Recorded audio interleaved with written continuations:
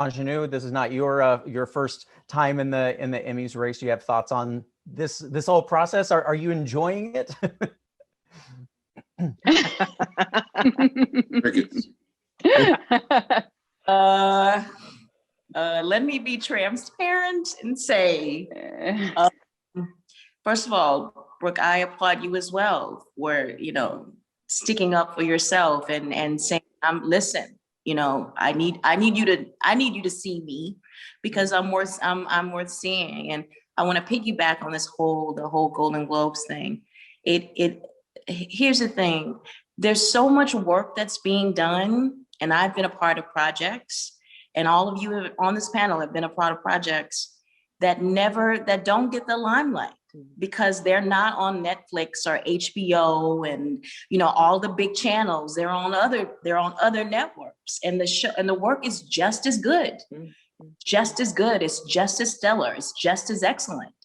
But because there's this sort of like myopic view of what is valuable and what is important, and that goes into this whole discussion that you sort of reached, kind of open, a few minutes ago about this idea of it's not necessarily diversity, but it's truth.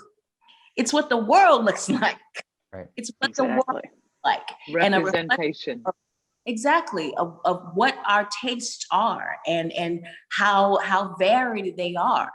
And I have been a part of, projects that got completely ignored because of the network it was on, not because the work of my co-stars or the directing, the writing or whatever wasn't good. It was just, we don't watch that network. And that's not right. That's not right. So we have to, I am excited about opening those other doors. And, this sort of idea of being at the table, it's like, yo, let's get out of the house. Let's get out of the house, and I know the women on this panel know that specifically. And if you are, if you're a queer writer, if you're a queer actor, it's sort of like we're at this moment, this really exciting moment, I think, of where we can reinvent this whole thing, all of this. We can start from zero. None of the rules apply. Yeah. So I'm excited. That excites me. Now the whole am I excited about campaigning? Not so much, but I see you're right. It's a part of the job. If you get awards, you get more money, you get more jobs, and you can pay your rent. And it's just the reality.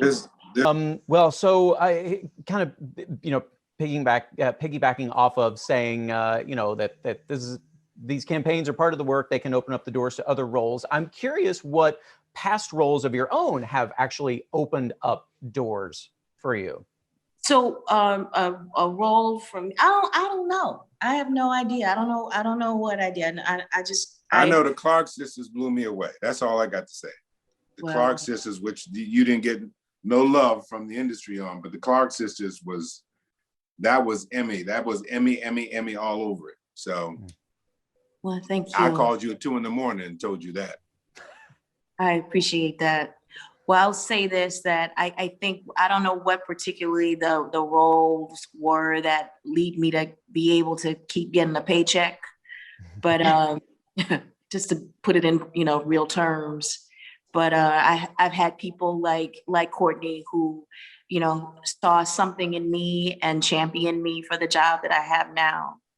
So I think what you said, John, about having people in your life that champion you, and I think it's, paying it forward, because we don't know what we do that really affects someone, and whoever in the world. We don't have a sense of that.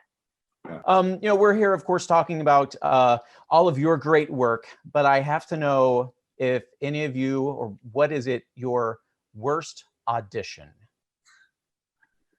Why are you going there, Jared? Why are you going there? Because it sometimes just makes me feel better to know I'm not the only one who's bombed them. Why are you going to go there, bro? Why? That's mean. I'm gonna jump in. I'm jumping in. Are you ready for this? Go for it. Mortifying. Ready. I sang a cappella to Liz Swados. Oh. And it was, I'm not kidding you, the Eagles' Desperado. Stop it. Stop it. And you got the job. Oh, no, I so did not get that job. You said the worst audition. That's and something like that. It sounds like you remember it. Like was it just a feel of like inadequacy? Do you not like singing? Oh no, it was just looking at her face, and she was like, "Why are you wasting my time?" You know, it was just Stop horrible. it. She said she was saying, "Stop it. Just go. Stop it. Just go. Just Yeah. go. Leave me alone.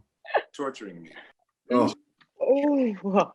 how can people sing? I don't. For musical performance. Corner of the sky. Yes. Yeah. Wow. My offering is not an audition. The blessing of an audition is that nobody sees it, but the people in the audition room. So I'm gonna contribute to this conversation by telling you of a performance I did on the stage, and the critic. So in the play, I was in a play, and in the play I turned into a statue. And the reviewer said, Aunjanue Ellis was better as the statue. Oh no. No, baby. Not Hermione in Winter's Tale, was it? Yes. Oh, baby Oh. girl. Nailed it. Baby girl. Oh, baby. Oh. I'm sorry. Painful. But I moved on. Welcome. Exactly.